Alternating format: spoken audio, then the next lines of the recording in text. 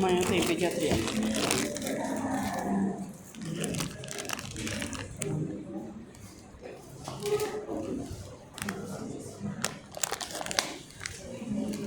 Tírame un caderno aquí, por favor. Bueno, a partir de hoy son temas más para cultura general, ¿no? Porque todos quieren aprobar, ¿no? A la gran mayoría les falta 2 puntos, 1 punto, que con la práctica ya está, ¿no? ¿Cuánto te falta, hijo? 1, con la práctica ya está. ¿Cuánto te falta aquí? Ahí van a aprobar, ¿verdad? ¿Cuánto te sobra?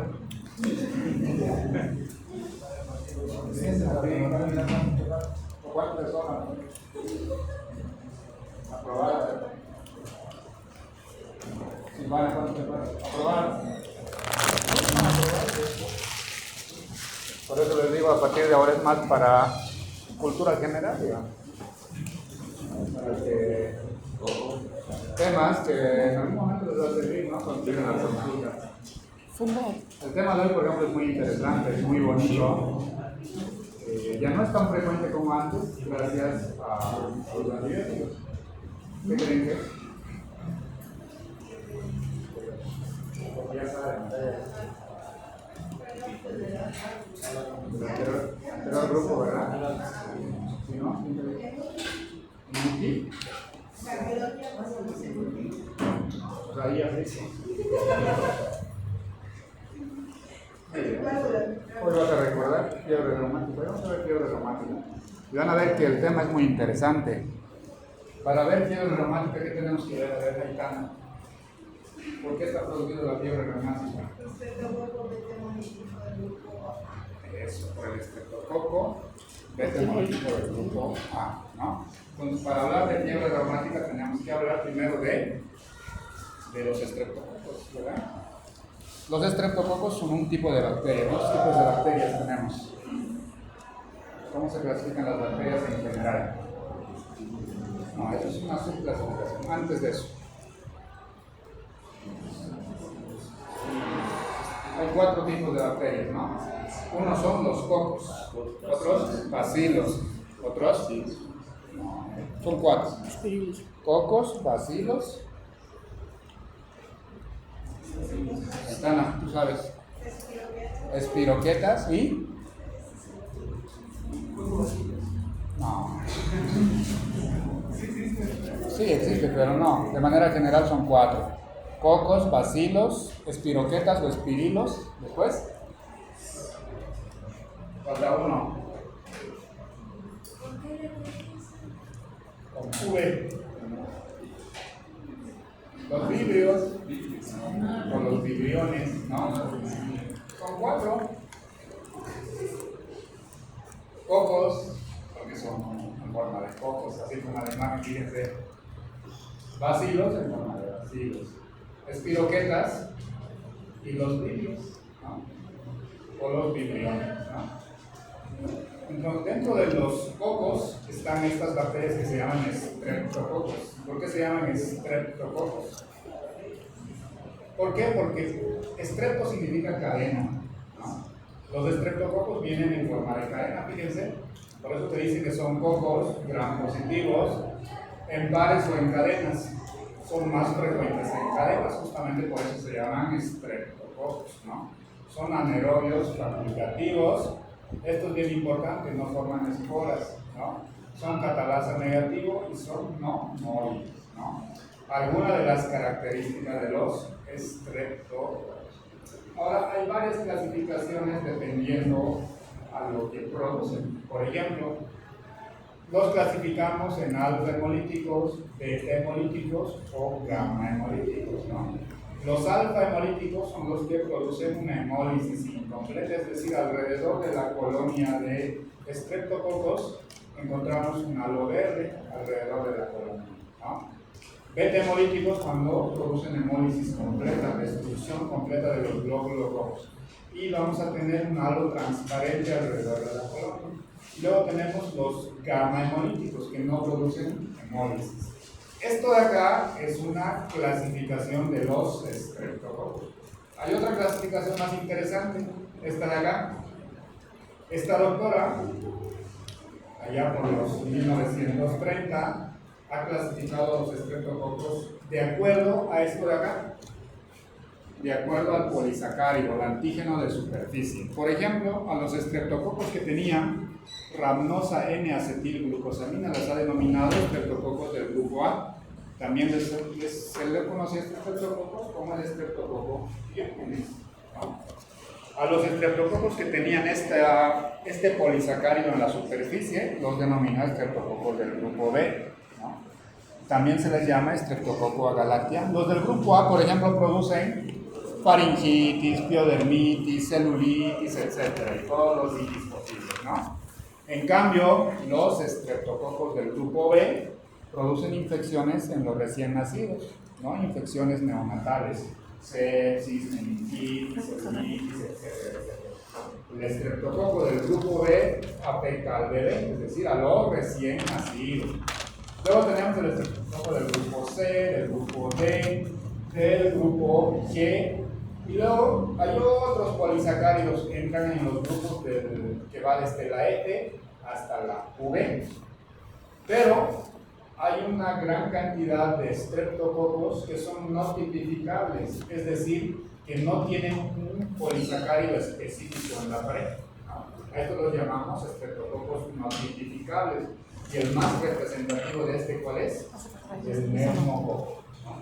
¿Cuál es la característica de todos estos de acá? Por ejemplo, el estreptococo del grupo A, del que vamos a hablar, no produce resistencia. Es decir, que con una penicilina simple lo podemos eliminar. En cambio, el neumococo de acá produce mucha resistencia. Hay muchos neumococos que son resistentes a las penicilinas, a las cefalosporinas, neumococos que son resistentes a los glucopéptidos, a los monoglutamatos, etcétera, etcétera, ¿no? Estos de acá son muy resistentes, pero los del grupo A no son resistentes, son sensibles a todos los beta-lactámicos. Con una simple penicilina, ya sea benzatínica, sódica, una penicilina por vía oral, se les puede eliminar. Entonces, esta es otra clasificación y esto nos interesa a nosotros. ¿Por qué? Porque el estreptococo Diógenes, que causa infección a nivel de la faringe, puede desencadenar fiebre reumática, ¿no?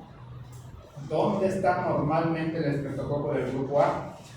Puede estar de manera portador, es decir, un 15% de cada 100 personas, 15 pueden tener este estreptococo del grupo A como portadores, que puede estar en la faringe o en la piel, de manera normal, sin producir enfermedad como tal.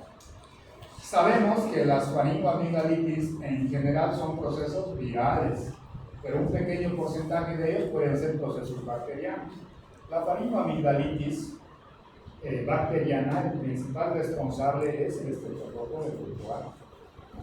Si tengo una faringitis o una amigdalitis con placas blancas, 90% responsable del estreptococo Diógenes del grupo A, ¿no? Pero recordando siempre que las faringoamigdalitis, la principal etiología es viral, ¿no? Si hablamos de infecciones de piel, el estreptococo del grupo A, junto con el estafilococo aureus, son los principales responsables de las celulitis, impétigo, erisipela, escarlatina, etc. Todo tipo de infecciones a nivel de la piel que puede causar el estreptococo del grupo A junto con el estafilococo aureus.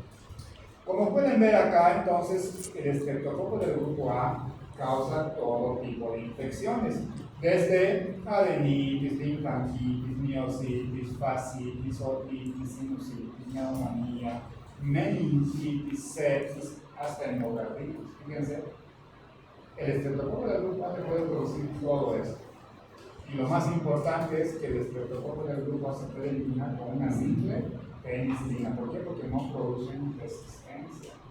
Ojo, el estreptococo del grupo A, el neumococo producen mucha resistencia. Ahora, las infecciones por estreptococo del grupo A tienen complicaciones. Tenemos dos tipos de complicaciones. Complicaciones supurativas y complicaciones no supurativas. Estos de acá son complicaciones de las infecciones por el estreptococo del grupo A. ¿Cuáles son las complicaciones supurativas? Un absceso periamidalino, un absceso retrofaríngeo y una adenitis cervical. Complicaciones supurativas. Pero podemos tener también complicaciones no supurativas. ¿Cuáles son ellas? La escarlatina, por ejemplo, es una complicación no supurativa. La fiebre reumática es una complicación no supurativa de una infección secundario por el estreptococo del grupo A. Y la glomerulonefritis postestreptocócica también es otra complicación secundario a una infección por el estreptococo del grupo A. Entonces, ¿qué es la fiebre reumática? ¿Qué es una glomerulonefritis postestreptocócica? Una complicación secundario a una infección por el estreptococo del grupo A, que también lo llamamos estreptococo diógenes, ¿no? Y estos estreptococos no causan resistencia. Los estreptococos del grupo A, al no causar resistencia, solo necesitamos una simple penicilina. Entonces, ¿qué es la fiebre reumática? Si hablamos de etiología, la fiebre reumática es una enfermedad postinfecciosa secundario al estreptococo del grupo A, pero ojo, a nivel de la faringe. Esta parte de acá no está muy claro. Si hablamos de etiología, lo que no queda claro, ya habíamos comentado que el estreptococo del grupo A produce todas las itis, ¿verdad? Faringitis, celulitis, impétigo, etcétera, meningitis, todo puede causar. Pero solo los estreptococos del grupo A que ingresan a través de la faringe pueden producir fiebre reumática. Por ejemplo, los estreptococos del grupo A que producen piodermitis, celulitis, no causan fiebre reumática. De hecho, estos estreptococos que ingresan a través de la piel por celulitis y todo lo demás, no producen fiebre reumática, pero producen glomerulonefritis postestreptocócica. Entonces, si van a pensar en fiebre reumática, tiene que haber el antecedente previo de una enfermedad postinfecciosa a nivel de ¿dónde? De la faringe, de la amígdala, no en una celulitis. Una celulitis te puede causar el estreptococo del grupo A, pero eso no me va a producir fiebre reumática, me puede producir una glomerulonefritis postestreptocócica. Eso no está muy claro de por qué cuando el estreptococo ingresa a través de la faringe produce fiebre reumática y por qué cuando ingresa a través de la piel no produce fiebre reumática, produce glomerulonefritis postestreptocócica. Es algo que todavía está en estudio. Ahora, en la fiebre reumática, o los pacientes que tienen fiebre reumática, 75% de ellos tuvieron evidencia previa de una infección respiratoria alta por estreptococo del grupo A, ¿no? 75%. La edad de la fiebre reumática es bien importante. Fiebre reumática como tal en un determinado grupo etario, entre 5 y 15 años, o entre 5 y 16 o 5 y 17 años. Es decir, yo no puedo pensar fiebre reumática en un niño de 3 años, o en un adulto de 20, 25 años. ¿No? Sí puedo pensar en una secuela de la fiebre reumática, que es la carditis reumática, pero fiebre reumática como tal en ese grupo etario, ¿vale? Los antibióticos para infección respiratoria alta por estreptococo del grupo A han disminuido los casos de fiebre reumática. ¿No? ¿Por qué? Porque la fiebre reumática se produce cuando uno más veces se expone al estreptococo del grupo A, más posibilidades de tener fiebre reumática o más posibilidades de tener afectación cardiovascular. Más veces se expone al estreptococo, más probabilidad de tener fiebre reumática, ¿vale? Pero un paciente que tiene antecedente de fiebre reumática, pero si cada vez que entra en contacto con el estreptococo del grupo A rápidamente toma antibióticos, entonces no va a desarrollar fiebre reumática por segunda vez o por tercera vez, ¿no? Ahora, dentro de los estreptococos del grupo A hay varios serotipos. Los serotipos más frecuentes asociados a fiebre reumática son estos de acá. Todos estos son estreptococos del grupo A, estreptococo biógenes. Pero estos serogrupos son los que están más asociados a fiebre reumática, ¿vale? Y esto de acá es bien importante, ¿no? estreptococo del grupo A, que produce piodermitis, no produce fiebre reumática. Los estreptococos que ingresan al cuerpo a través de la piel no producen fiebre reumática, ¿vale? Solo produce fiebre reumática el estreptococo que ingresa a través de la vía respiratoria alta, faringitis, amigdalitis, etc. ¿Vale? Como conceptos generales. Ahora, ¿cómo produce los estreptococos fiebre reumática? ¿No? Todo empieza siempre con un huésped susceptible. Es decir, de cada 10 personas que entran en contacto con el estreptococo del grupo A, no todos van a desarrollar fiebre reumática, solo los que tienen susceptibilidad a desarrollar la enfermedad. Entonces siempre tiene que haber un huésped susceptible, siempre. Luego, este paciente que es susceptible a desarrollar fiebre reumática ingresa en contacto por primera vez con el estreptococo del grupo A. Y en el primer contacto va a producir esto que se llama cebamiento inmunológico, ¿no? ¿Qué es el cebamiento inmunológico? No es más que la producción de anticuerpos contra el estreptococo del grupo A. Mientras más veces el cuerpo entra en contacto con el estreptococo del grupo A, más anticuerpos desarrolla contra el estreptococo del grupo A. ¿Vale? Eso se llama cebamiento inmunológico. Ya en contactos posteriores del estreptococo del grupo A con el paciente, entonces vamos a tener un evento precipitante, ¿no? ¿Y esto qué va a producir? Algo que se llama mimetismo molecular. ¿Y qué es el mimetismo molecular? El mimetismo molecular, hagamos de cuenta que este de acá es una estructura parte del estreptococo del grupo A y este de acá es una estructura parte de la válvula mitral.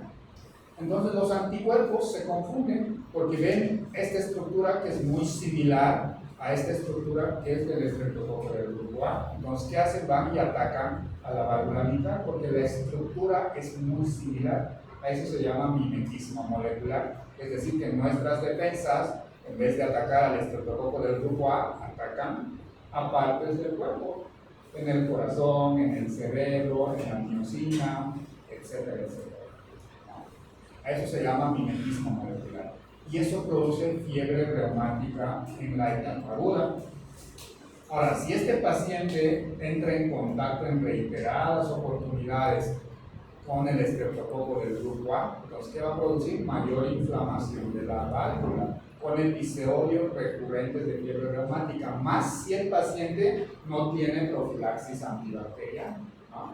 Y entonces, un paciente que ya tuvo fiebre reumática aguda, pero si de manera constante se expone nuevamente a nuevas infecciones por el estreptococo del grupo A, tiene episodios recurrentes de fiebre reumática aguda. Y a eso ya se llama cardiopatía reumática. ¿Y qué es una cardiopatía reumática? Afectación o destrucción de las válvulas, especialmente de la válvula mitral y la válvula aórtica. Las válvulas del corazón derecho muchas veces no están afectadas, ¿vale? Ahora, en cuanto a la etiopatogenia, decíamos que no queda claro por qué cuando el estreptococo del grupo A ingresa por la piel no produce fiebre reumática, solo produce cuando ingresa por las vías respiratorias altas, eso no queda claro. El cebamiento inmunológico es algo que sí está presente, ¿no? Antes de que el paciente presente fiebre reumática. Mientras más veces se expone al estreptococo, mayor cebamiento inmunológico, ¿cierto? Ahora, no solo el estreptococo del grupo A puede producir cebamiento, también el estreptococo del grupo C o el estreptococo del grupo G también puede producir cebamiento inmunológico, es decir, producción en mayores cantidades de anticuerpos que vayan a destruir al estreptococo del grupo A, pero con esto del mimetismo molecular van y destruyen partes normales del cuerpo, como las válvulas, el tejido cerebral, la miocina, etcétera, etcétera, ¿no? Y esto está explicado por dos mecanismos.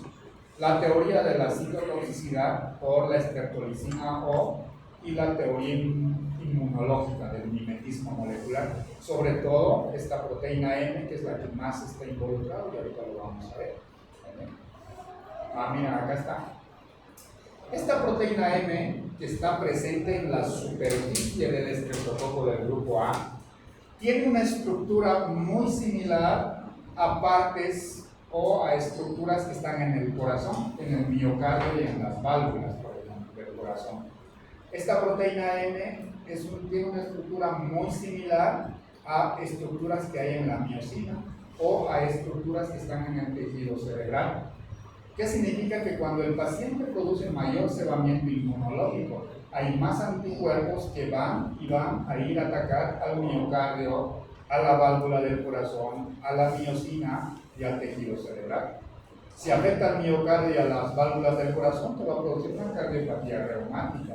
Si afecta a la miocina, te va a producir artritis. Y si afecta al cerebro, te va a producir la corea de Stevens.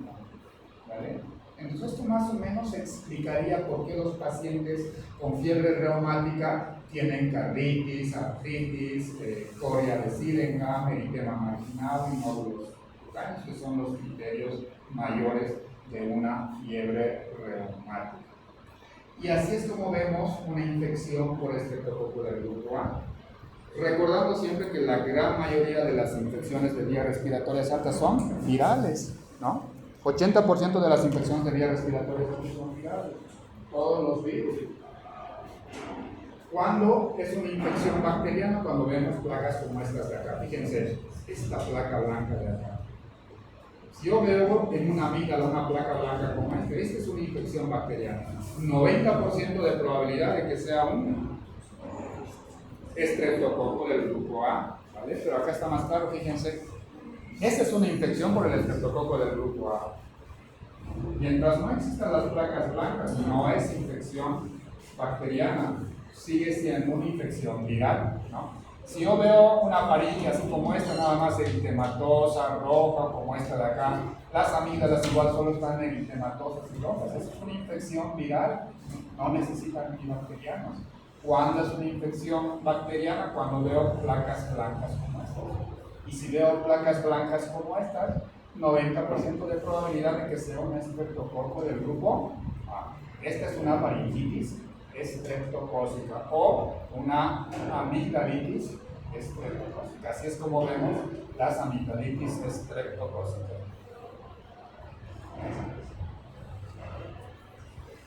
Acá.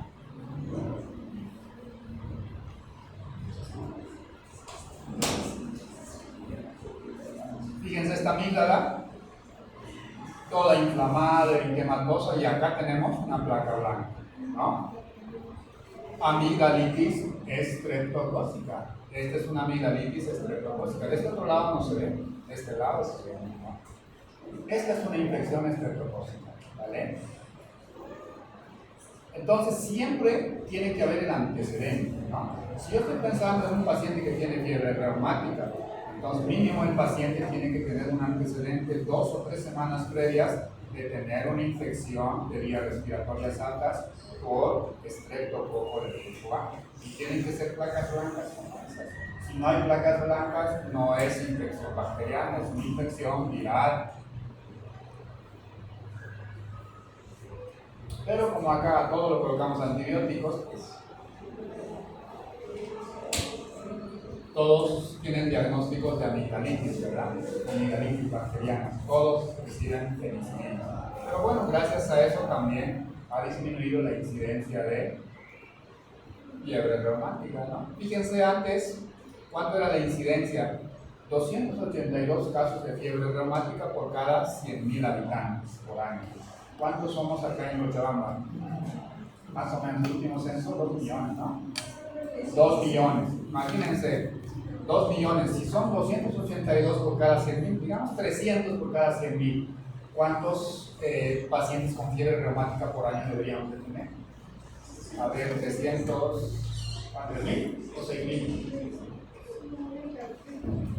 Hagamos de cuenta 300 por cada 100.000. 6.000, ¿verdad? Imagínense, 6.000 pacientes con fiebre reumática por año antes de los antibióticos. ¿No? Pero esto fue disminuyendo gracias a ¿qué? Mejores condiciones de vida, mayor disponibilidad médica y sobre todo esto de acá, uso indiscriminado de antibióticos. Hoy en día todos van a la farmacia y se compran una amoxicilina, una ciprofloxacina y se lo toman, ¿no? Aún no teniendo una infección bacteriana. ¿Por qué? Porque también la farmacia lo vende, ¿no? No en todos los países la venta es libre de los antibióticos. En Brasil, ¿es libre la venta de antibióticos? No, receta médica, ¿verdad? Solo en Bolivia. Hay Perú acá. Soy peruano. Yuri. Libremente. En Perú, Bolivia, en algunos países antibióticos te venden de manera libre, en otros países todos restringidos. En México necesitas receta, por ejemplo, y no te venden por unidades. Acá tú vas a la farmacia y te puedes comprar un ciprofloxacino y te lo venden, ¿no? En cambio en México te lo venden por caja para empezar. Y siempre con receta, no te lo venden por unidad, no hay segunda. Justamente con el objetivo de evitar resistencia bacteriana, ¿no? Pero gracias al uso indiscriminado de antibióticos también se redujo la incidencia de fiebre reumática. Para algo tuvo que servirse, ¿no? Actualmente, mira, fíjense, menos del 3%, de 0.3% la incidencia de fiebre reumática. Es muy raro. Es muy raro o no se diagnostica. Porque siempre decimos que el médico solo diagnostica lo que sabe, lo que no sabe no lo diagnostica, o por lo menos no lo sospecha. Por eso les decía, acá es una clase más para cultura general de hipótesis naturales, gracias a los fondos que se regalan. Regalos.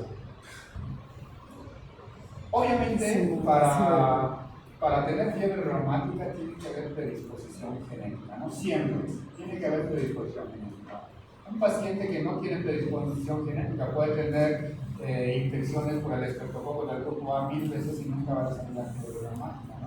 Tiene que haber predisposición genética. Y eso se vio en los gemelos. Un gemelo que tuvo fiebre reumática, otro gemelo también lo tuvo.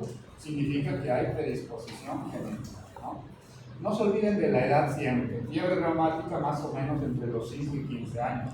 Después de eso podemos tener las secuelas de la fiebre reumática, ¿no? Sobre todo la carditis, que es la complicación más temible de las fiebres reumáticas, ¿no? Esa es la edad. No puedo sospechar fiebre reumática en un niño de 3 años o en un paciente de 20 años, 25 años. Ahí probablemente solo vea la complicación de la fiebre reumática, que es la carditis reumática, ¿no? El antecedente de fiebre reumática previa siempre apoya al diagnóstico, ¿no? Y también los pacientes que tienen, los que no tienen este antígeno leucocitario humano de 18/17, se ha relacionado un antígeno de superficie que aumenta la susceptibilidad de tener fiebre reumática. Esto ya son pruebas genéticas, ¿no? Es decir, predisposición genética, siempre. Si no hay predisposición genética, entonces no van a desarrollar fiebre reumática. Los que tienen predisposición genética, entonces van a desarrollar fiebre reumática. Ahora, para hacer diagnóstico de fiebre reumática hay criterios mayores y criterios menores. ¿Cuáles son los criterios mayores? Poliartritis, que es la manifestación más frecuente de la fiebre reumática, ¿no? Carditis, una coria menor, que es la coria de Siebenthal, el eritema marginal y los nódulos son criterios mayores para fiebre reumática. ¿Cuáles son los criterios menores? Ahí están. Que no se expueste fiebre reumática, ¿no? Así raro, dijiste. Ya, pues ya has visto cuáles son los criterios. Tampoco le digo que se rico. ¿No? Sí, tienes un de fiebre. No, el luego sin la visa no funciona. No viene la visa, no responde nada, ¿verdad? ¿Por qué? ¿Qué haces pues? ¿Alguien recuerda los criterios menores? Pues ahí están las listas, fiebre reumática, no mames. No, he visto la complicación como una insuficiencia auricular. ¿Insuficiencia qué? Exacto. La fiebre reumática ataca con mayor frecuencia la válvula miliar y también a la válvula aórtica. Pero es muy raro que afecte solo la válvula aórtica, muy raro. Y es más raro aún que afecte la válvula tricuspid pulmonar. La válvula más afectada es la válvula mitral, seguido de la válvula aórtica. Pero aórtica pura es muy raro. Si la válvula aórtica está afectada, lo más probable es que la mitral también esté afectada. Aórtica pura es muy baja.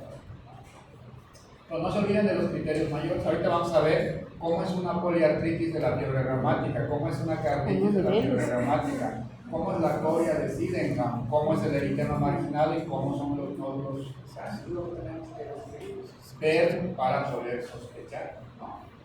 Criterios mayores. Si hay criterios mayores, existen criterios menores. Dentro de los criterios menores tenemos los clínicos y los laboratoriales. Menores, artralgias, que no es lo mismo que poliartritis, ¿no? Artralgias y fiebre dentro de los criterios menores, clínicos. Y dentro de los criterios menores, laboratoriales, tenemos una proteína C reactiva elevada, una velocidad de eritrosedimentación globular acelerada o incrementada, un intervalo PV prolongado en el electrocardiograma y leucocitosis, ¿no? Son criterios menores para fiebre reumática.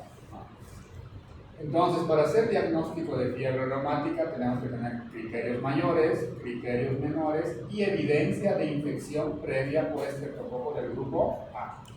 Con eso hago diagnóstico. Si no hay evidencia, tengo que tener determinados puntos que ahorita lo vamos a ir descifrando. Antes de eso, hay algo que se llama periodo de latencia, que esto es bien importante, ¿no? ¿Cuánto tiempo después de una infección por estreptococo del grupo A presentan los pacientes datos de fiebre reumática? Es muy variable, entre 10 días a 5 semanas, ¿no? Con una media de más o menos 19 días.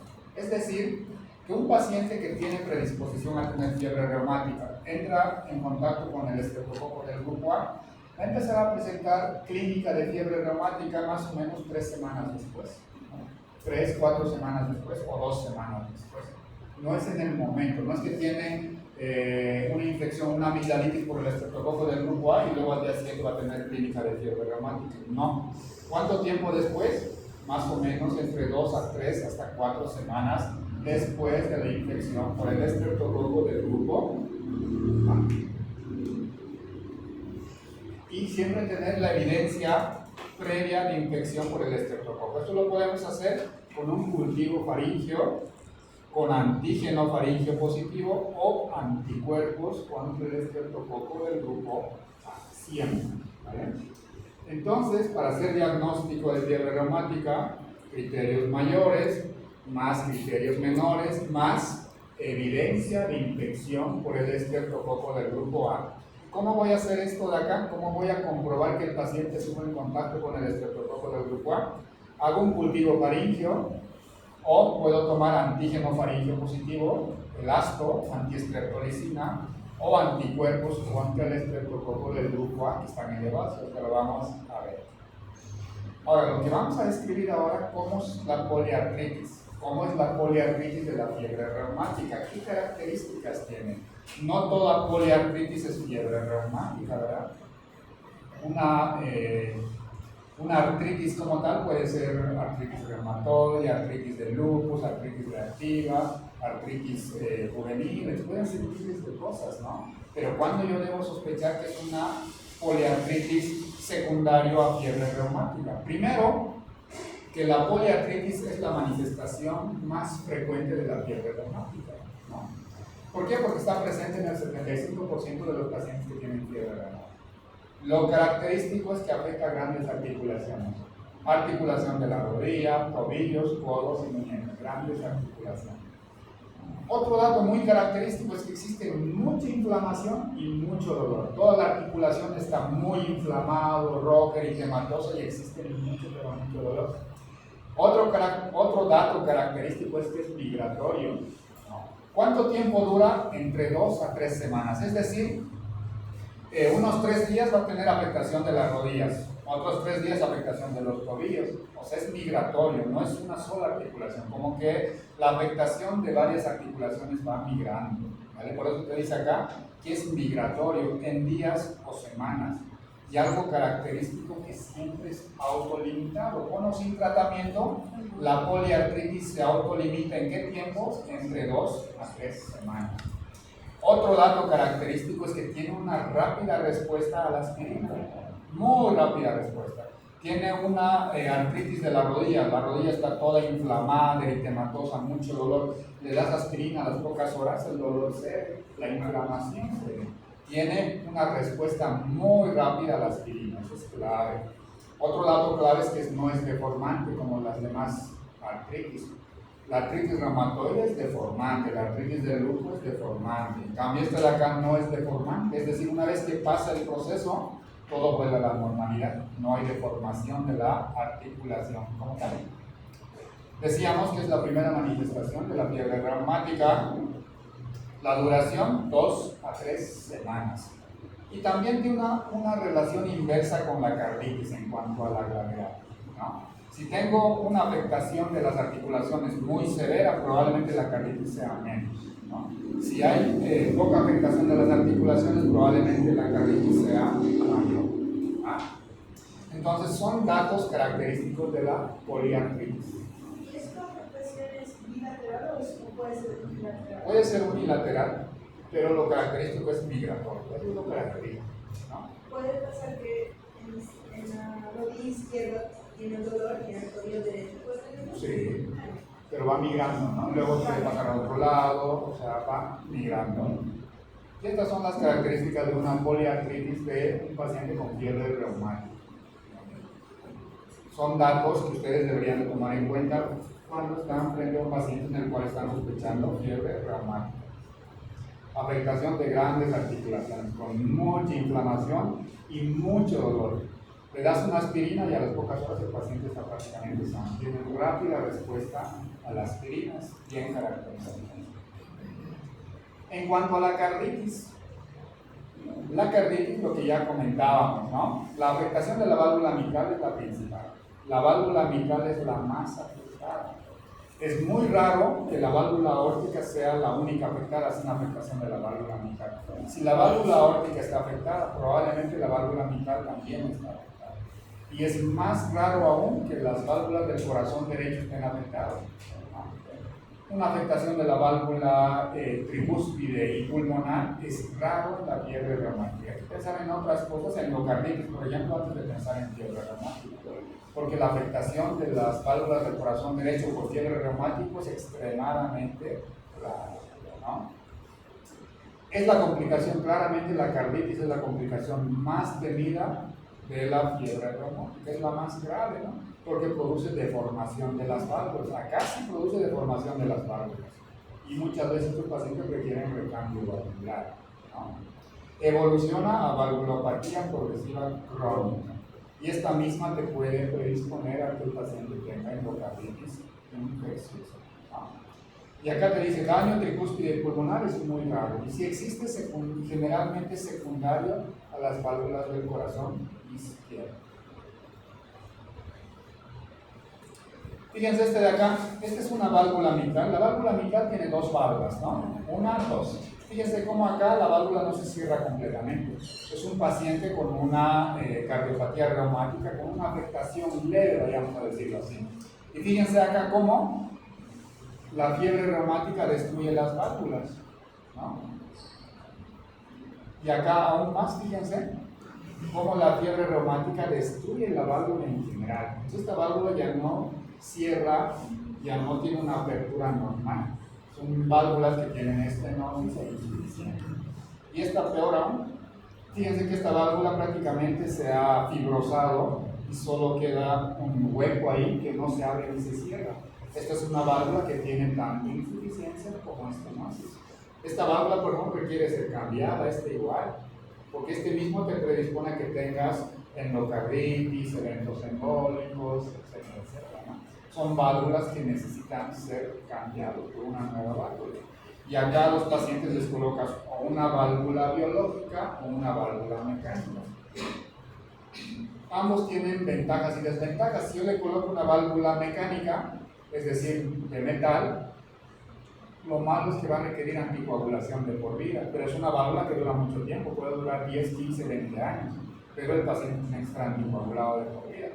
Ahora le voy a colocar, no quiero anticoagularlo, le voy a colocar una válvula biológica, pero la válvula biológica se calcifica en 5 o 10 años, es decir, cada 5 o 10 años hay que cambiar otra vez la válvula. No va a requerir anticoagulación, pero va a requerir nueva cirugía en 5 o 10 años, porque siempre se calcifica, ¿no? Entonces ahí ya depende del paciente.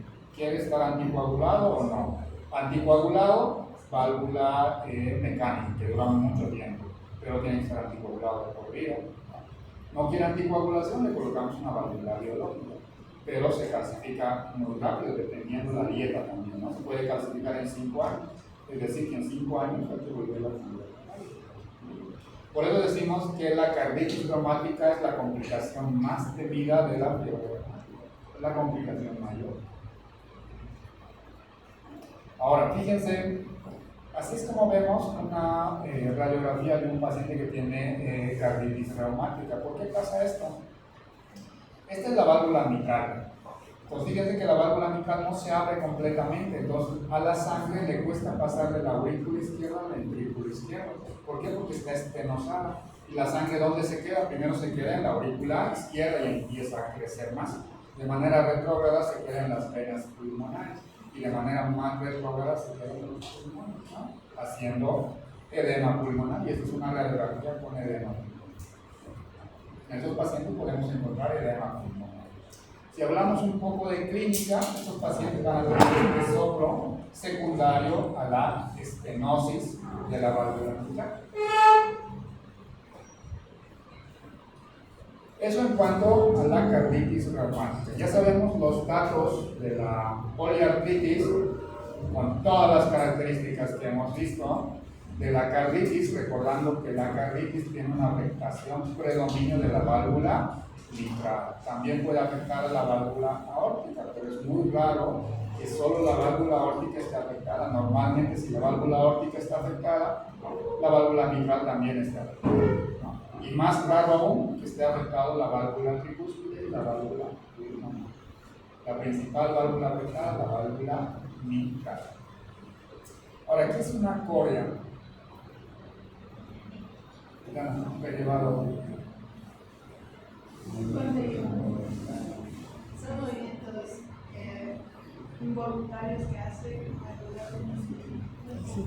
¿Cuál es la diferencia con la convulsión? la confusión de todo el cuerpo. Acá también puede ser el cuerpo. Esto, movimientos involuntarios en vigilia, es decir, el paciente está hablando, pero tiene los movimientos involuntarios, ya sea de las manos o de los pies. Pero el paciente está hablando, en cambio en la convulsión, ¿no? Un paciente que está convulsionando no te habla, tiene pérdida de conocimiento, al menos transitorios, ¿no? Entonces, eso es una corea, movimientos involuntarios en vigilia. Se presenta del 10 al 15% de todos los pacientes que tienen fiebre reumática.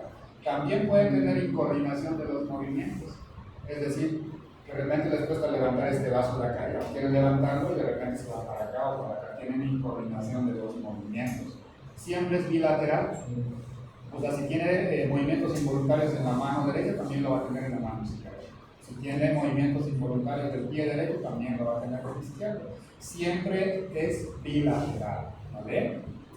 Son pacientes que van a tener la habilidad emocional, ¿no? O se van al otro extremo, también pueden tener rasgos obsesivos compulsivos. Ahora, ¿cuánto tiempo dura una fiebre, una coria de Sydenham en estos pacientes? Entre 2 a 4 meses. Normalmente después de los 4 meses no deja secuelas, ¿no? O sea, revierte todo. Lo único que deja secuelas es la carditis. La poliartritis tampoco deja secuelas, es no deformante, eso también resuelve de manera espontánea. El único que deja secuelas es la carditis, por eso es la complicación más temida, ¿verdad? Y estos movimientos involuntarios se cree que es debido a una hiperactividad dopaminérgica de los ganglios basales. Es decir, que los anticuerpos afectan a los ganglios basales, haciendo que produzcan mayor dopamina, ¿no? Y esto causa todos estos movimientos involuntarios. Y muchos pacientes con fiebre reumática vienen con estos movimientos. Y el paciente que viene con fiebre reumática venía con sus movimientos involuntarios de la mano. Y al final era fiebre reumática.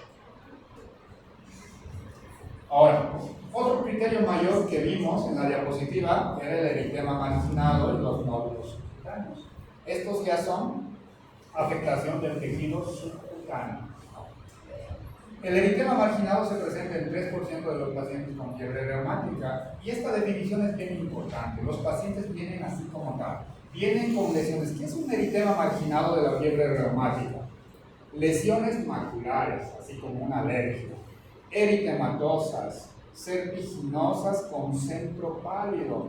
Lo más característico, no son pruriginosas, es decir, no produce picor. Y lo más importante, que está presente en tronco y extremidades, nunca en la cara. ¿Vale? Entonces tengo que encontrar estas lesiones maculares, eritematosas, serpiginosas con centro pálido. Lo característico que son no pruriginosas y que tienen que estar presentes en tronco y en extremidades y nunca en cara. ¿Vale? ¿Y cómo se ven? Así.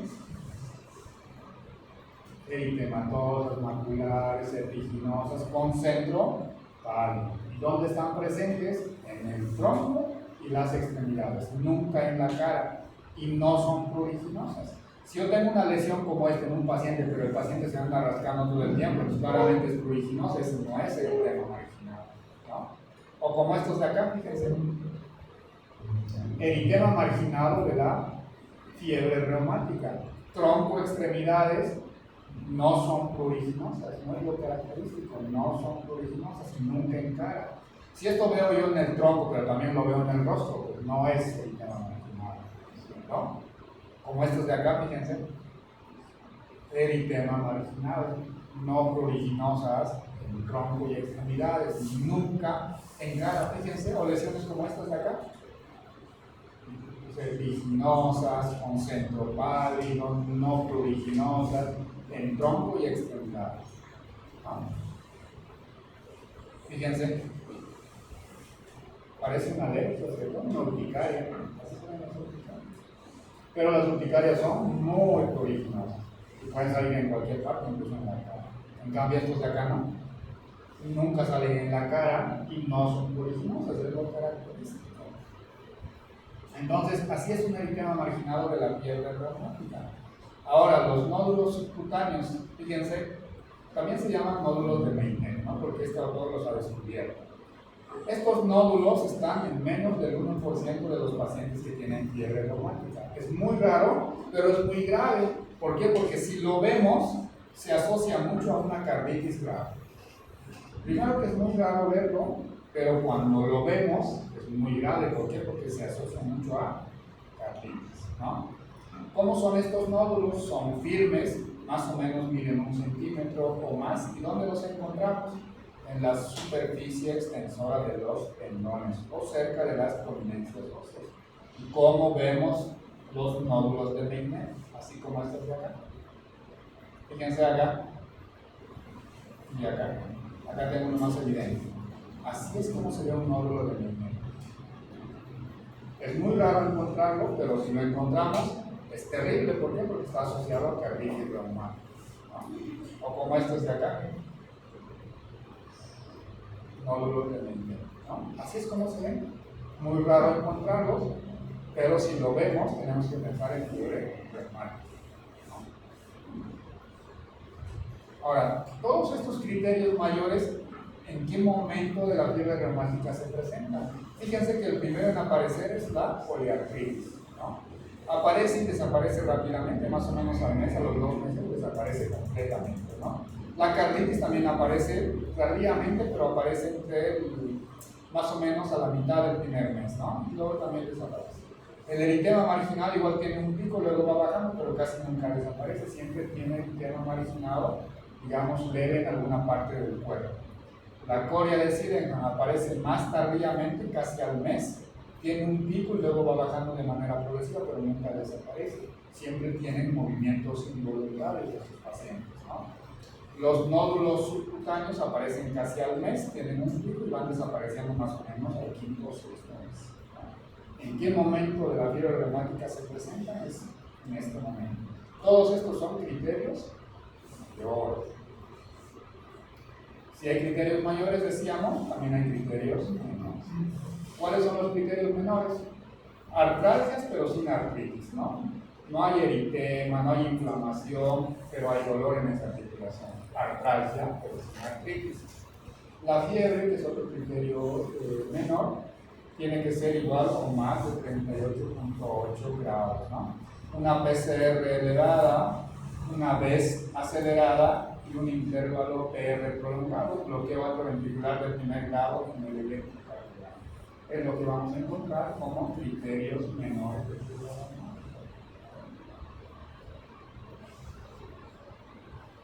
Entonces, tenemos que tener criterios mayores, criterios menores y evidencia de infección reciente por el estreptococo del grupo A. Para esto, cultivo con hisopado faríngeo, podemos hacer estos anticuerpos, el ASPO, antiestreptolicina, también podemos encontrarlo en el hisopado faríngeo, o pedir estos de acá, anti-DNasa B o anti-hialuronidasa, que son anticuerpos que están formados contra el estreptococo del grupo A. Con cualquiera de estos laboratorios yo puedo demostrar que el paciente previamente tuvo contacto o tuvo infección con el estreptococo del grupo A. Ahora, ¿cómo hago el diagnóstico? Así. 4 escenarios. Primer escenario, si tengo 2 criterios mayores más un menor, más evidencia de infección por el estreptococo del grupo A, ya tengo diagnóstico de fiebre reumática. 2 criterios mayores, más un criterio menor, más evidencia de infección, ¿no? Ya sea por cultivo, por anticuerpos, por el asco, por lo que sea. O si tengo un criterio mayor, más 2 menores, más evidencia de infección por el estreptococo del grupo A. O si tengo la presencia de coria y carditis a la vez, ya no requiere la presencia de evidencia de infección previa del estreptococo del grupo A. O sea, con estos 2 criterios mayores, pero estos 2, ¿no? Coria y carditis. Si tienes estos 2, ya es fiebre reumática. No necesitas evidencia de infección previa por el estreptococo del grupo A. Episodio recurrente de fiebre reumática más un criterio mayor o varios menores más infección o evidencia de infección por el estreptococo del grupo A. Estos son los 4 escenarios en los cuales se puede hacer diagnóstico de fiebre reumática. ¿Vale? 2 mayores más un menor más evidencia de infección, un mayor más 2 menores más evidencia de infección por el estreptococo del grupo A. La presencia de coria y carditis por sí solo es el diagnóstico de fiebre reumática, y un episodio recurrente de fiebre reumática más un criterio mayor, o episodio recurrente de fiebre reumática más varios menores más la evidencia de infección reciente por el estreptococo del grupo A. Estos 4 escenarios me hacen diagnóstico de fiebre reumática. ¿Ah? El diagnóstico definitivo nos lo da anatomía patológica. La anatomía patológica te da el diagnóstico definitivo, o sea, es como que te certifica que realmente es una fiebre reumática con estos cuerpos de Ashcroft. Así ven los patólogos, los cuerpos de Ashcroft. ¿Y qué son los cuerpos de Ashcroft? Un conglomerado de todas estas. Tienen miocardiocitos, macrófagos, tienen estos macrófagos especiales que son estos de acá, tienen necrosis urinoide, etcétera, etcétera. Así es como se ve un cuerpo. Anatomía patológica te da el diagnóstico. Solo para que lo recuerden, criterios mayores y criterios menores, ¿no? Para que no nos olviden para el consultorio.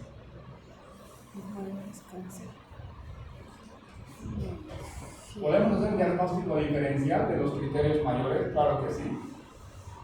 La poliartritis podemos hacer un diagnóstico diferencial con la artritis reumatoide, artritis reactiva, la artritis del lupus, la artritis de la enfermedad de Lyme y la artritis de la enfermedad del suelo. ¿Qué causan estos de acá? Generalmente artritis deformante, ¿no? Y no tienen las características de todos los primos, ¿no? No son migratorios, no responden a la aspirina, etcétera, etcétera. Con todo eso tenemos que hacer diagnóstico diferencial de las artritis, lo mismo de la carditis y lo mismo de la coria, ¿no? Porque estos son la coria de Huntington, la enfermedad de Wilson, el lupus también te puede dar coria, también la parálisis. Con todos estos tenemos que hacer diagnóstico diferencial al momento de diagnosticar fiebre reumática. Obviamente siempre primero tenemos que pensar, no sospechar. Si no lo sospechamos, pues nunca vamos a diagnosticar una fiebre reumática. ¿Y cuál es el tratamiento? Muy simple. Todo esto de acá. Lo más importante que es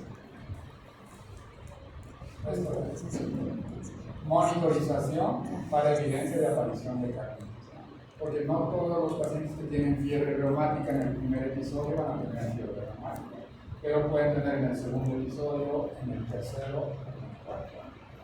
Por eso tenemos que estar muy al pendiente, monitorizando la presencia de una insuficiencia mitral de reciente aparición, una insuficiencia aórtica, una estenosis mitral, una estenosis aórtica,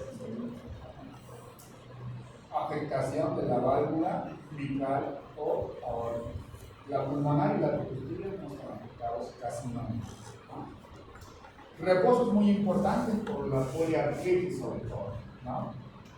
Los antibióticos son vitales, ¿verdad? ¿Por qué?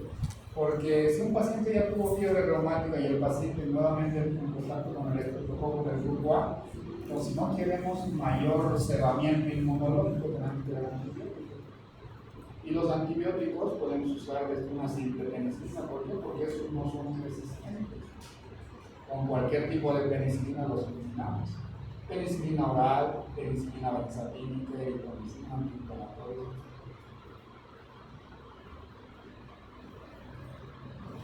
Si son alérgicos a la penicilina, utilizamos macrólidos. Si son alérgicos a los macrólidos, otro tipo de antibacterianos. Antiinflamatorios debemos utilizar la aspirina. ¿Por qué? Porque este tipo de artritis responden fácilmente a la aspirina. También se pueden utilizar corticoides y gamma-globulinas para contrarrestar el daño valvular y también para contrarrestar el daño neurológico, porque como vimos, también afecta a los ganglios basales, ¿no? Para contrarrestar todo eso, antiinflamatorios, corticoides o gamma-globulinas. Y ahora hay esquemas de cómo tratar la fiebre reumática, dependiendo la gravedad. Fíjense que el reposo es vital, justamente por la afectación, ¿no? Decíamos que la poliartritis es la manifestación más frecuente de la fiebre reumática, ¿no? Y la poliartritis es doloroso, migratoria, etcétera, todo lo que ya vimos, ¿no? Y esos pacientes que requieren reposo. Por ejemplo, si tenemos una poliartritis y una carditis leve, 2 semanas de reposo en cama, y otras 2 a 4 semanas de reposo relativo, es decir, reposo en casa. Un paciente que tiene fiebre reumática, comprobado, diagnosticado por los criterios que dijimos, el médico debería darle baja por ¿cuánto tiempo? 2 semanas reposo en cama, más 4 semanas de reposo relativo, por lo menos 6 semanas, ¿no? De baja. Y a eso le agregamos el tratamiento farmacológico. Poliartritis y carditis leve, aspirina 100 miligramos por 2 semanas y luego solo 75 miligramos por 2 a 4 horas. ¿No? Solo con aspirina. Ahora, si tiene una carditis moderada, es decir, que la afectación valvular es mayor, reposo en cama 4 semanas y reposo relativo entre 4 a 6 semanas. Y acá ya agregamos corticoides por 2 semanas y continuamos también con aspirina 75 miligramos por 4 a 6 semanas. Iniciamos acá la aspirina en la segunda semana después de haber iniciado los corticoides. Ahora, si tenemos una carditis grave con insuficiencia cardíaca o pericarditis, entonces el tratamiento cambia, ¿no? Dependiendo a la gravedad de la poliartritis y sobre todo de la carditis, ¿no? De eso va a depender el tratamiento. ¿Qué más? Podemos hacer prevención primaria, ¿sí? Todos los pacientes que tienen susceptibilidad o que han desarrollado fiebre reumática requieren prevención primaria. ¿Con qué hacemos la prevención? Con antibióticos. ¿Cuál es el antibiótico que tiene mayor vida media? Licopril. Pues ahí está. ¿Cuánto tiempo dura? Vida media de la penicilina benzatínica. Se le ponen siempre la penicilina benzatínica.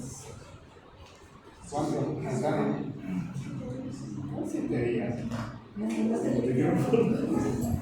Então, mas são 3, eu não lembro. Então essa aí então deve ser de 20 e poucos dias.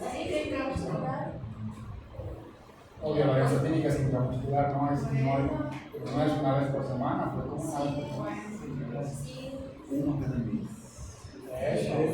¿Quién dijo una cada vez? Tu vida media es 28 días, o sea, puedes cortar una vez al mes. Deixa eu ver. Una penicilina de Mas eu reposo, te se falei, va então essa liberando de é de manera 20 e gradual, poucos dias. ¿no? Porque eu confundo os nomes. Una vez cada 28 días o una vez al mes. Podemos utilizar, por ejemplo, penicilina bioral 3 veces al día durante unos 10 días. ¿No? Pueden utilizar cefalosporinas de primera y segunda generación. Si son alérgicos a la penicilina, ¿puede utilizar cefalosporinas o no? No, son, ¿Por qué? porque son de la misma familia. Porque son de la misma familia, ¿no? Ambos son beta-lactámicos. Si es alérgico a las penicilinas, 30% de probabilidad que sean alérgicos a las cefalosporinas. Entonces nos vamos a otro grupo, macrólidos, ¿no? Pero otro grupo que tenga acción contra gram positivos, ¿no? No voy a darle un medicamento que tenga acción contra gram negativos. Tiene que tener acción contra gram positivos. ¿Por qué? Porque el estreptococo es un gram positivo, ¿cierto? Ahora, esto también es bien importante. Sirve siempre tratar una faringitis postestreptocócica antes del día 9. ¿Para qué? Justamente para que no produzca mayor cebamiento inmunológico, ¿no? Que no produzca más anticuerpos que vayan a destruir a las válvulas del corazón. Podemos hacer prevención primaria, también podemos hacer prevención secundaria. Y acá está, mira, penicilina benzatínica cada 3 a 4 semanas. ¿Por qué? Porque la vida media es muy elevada. ¿Y en quiénes hacemos esta prevención secundaria? En todos los pacientes que previamente ya tuvieron fiebre reumática, porque si tuvieron fiebre reumática, lo más probable es que cada vez que entren en contacto nuevamente con el estreptococo puedan a tener carditis. Podemos hacer entonces prevención secundaria con penicilina benzatínica, 1 cada mes o 1 cada 28 días. Penicilina bioral, 250 miligramos 2 veces al día. O si son alérgicos acá, con eritromicina 250 miligramos 2 veces al día. ¿Cuánto tiempo? Hasta 5 o 10 años después del último ataque de fiebre reumática. O hasta 18, 25 años de edad del paciente. O de por vida si la carditis fue grave o si la carditis fue quirúrgica en el primer evento. No, imagínense. Pacientes que tuvieron carditis en el primer evento de fiebre reumática, ¿no? Profilaxis antibacteriano de por vida. Pues es decir, cada mes penicilina benzatínica de por vida.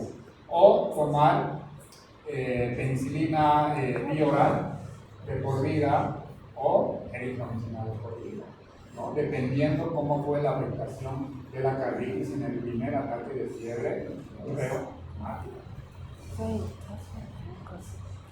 Ahora, ¿cuál es el pronóstico de estos pacientes? Si el paciente tuvo en el primer ataque de fiebre reumática, tuvo carditis inicial, 70% de estos pacientes van a estar libres de carditis residual con buena profilaxis antibacteriana. Es decir, si en el primer ataque tuvo carditis, si el paciente no, en algún momento el paciente va a estar expuesto nuevamente al estreptococo del grupo A, eso es seguro, ¿no? Pero si tiene profilaxis, si le ponen benzatínica cada 28 días, 70% van a estar libres de cardiopatía reumática residual en los siguientes ataques. Pero para eso tiene que tener buena profilaxis antibacteriana. Ahora, si la carditis fue terrible en el primer ataque, estos sí van a tener carditis residual de por vida, ¿no? Carditis en el primer ataque, mayor probabilidad de carditis en otros ataques. Para que no exista carditis en otros ataques, profilaxis antibacteriana de por vida, ¿no? o por lo menos hasta que el paciente cumpla 18 o 25 años, ¿verdad? ¿Ah? ¿Qué más?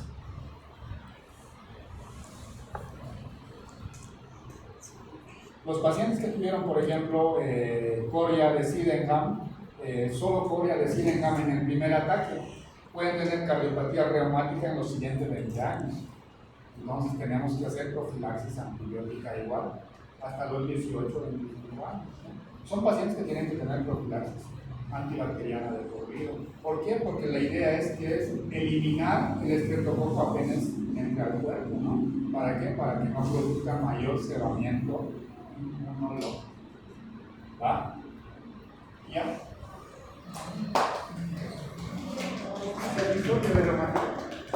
Sério.